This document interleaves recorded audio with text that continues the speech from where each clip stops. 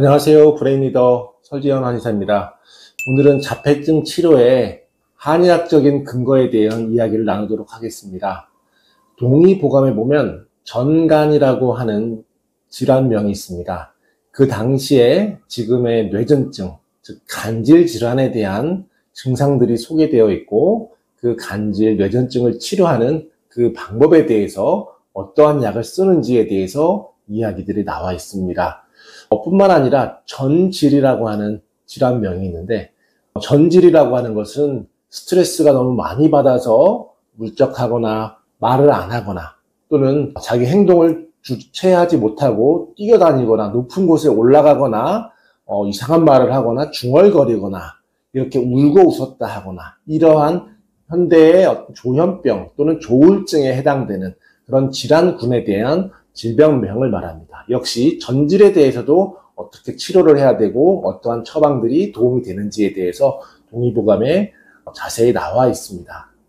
또한 어지라고 하는 말이 느릴 때 쓰는 약이 어떤 게 있는지, 또는 행지라고 해서 행동의 발달이 느릴 때 어떤 약을 써야 되는지, 또는 잠을 못 자는 불면증일 때 어떠한 약을 써야 되는지, 또는 불안증이 심할 때 어떤 약을 써야 되는지에 대해서 동의보감에는 상세하게 기록들이 남아 있습니다.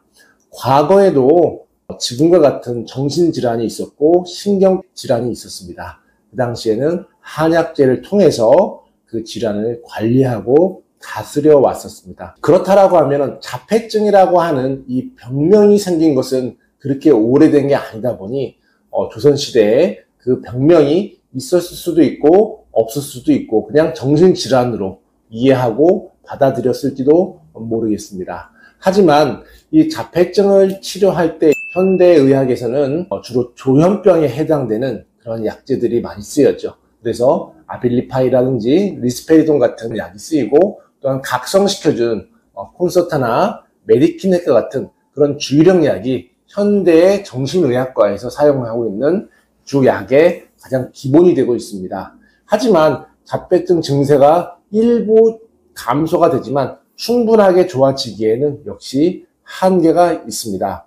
브레인리더 한의원에서도 조현병에 쓰는 한약에 대한 연구가 이루어졌고, 물론 동의보감에 있는 그 자료를 토대로 더 임상에서 효과적인 약재들, 더 임상에서 도움이 되는 경험들을 토대로 해서 더 많은 약에 대한 연구들이 이루어졌고요. 또한 간질, 즉 뇌전증에 대해서도 약에 대한 연구가 이루어졌고, ADHD, 발달장애, 불면증 이런 다양한 신경정신과에 대한 약들이 연구가 되어 왔습니다. 결과적으로 자폐증을 치료할 때는 먼저 감각의 과민함을 잡아주는 약재, 또는 감각 기능의 저하를 잡아주는 약재, 그리고 상호작용, 즉 주고받고 하는 소셜 기능에 대한 약재, 그리고 주의력을 높여주는 약재, 항정신성 질환을 줄여주는 약재, 뇌전증을 치료해주는 약재, 이러한 약들이 자폐증 치료에 쓰여지고 있는 한약재들의 치료 방법입니다. 그렇기 때문에 한약이라고 하면 우리가 생각하는 홍삼, 녹용, 보약 이런 약을 보통 한약 이렇게 생각하시는데, 실제로는 그거는 보약류 중에 일부분인 거고, 한약에서도 상당히 많은 처방들이 동의보감만 해도 이미 거의 1000개가 거의 넘어갈 정도의 약재와 처방들이 많이 나와 있습니다. 그 중에서 녹용, 홍삼 이거는 그 중에 두세 개밖에 되지 않죠. 이 많은 처방들 중에서 자폐 스펙트럼 아이, 또는 발달장애 아이, 또는 아스퍼거 지적장애 아이들의 뇌신경계 질환을 향상시키기 위해서 이러한 기전의 원리를 통해서 한약재들을 사용을 하게 되고요. 뿐만 아니라 뇌파 검사를 통해서 또는 신경인지 검사를 통해서 아이가 좋아지고 있는지를 사전사후에 비교를 해가면서 이 아이에게 효과가 있도록 사전사후의 평가를 계속해서 함으로써 이 약이 맞는지, 맞다면 그대로 가되 안 맞으면은 다른 약으로 교체를 하거나 다른 약으로 또 바꾸거나 용량을 바꾸거나 해서 이 아이가 도움을 얻을 수 있도록 그렇게 치료의 계획을 세워서 자폐 스펙트럼 아이들을 치료하고 있습니다.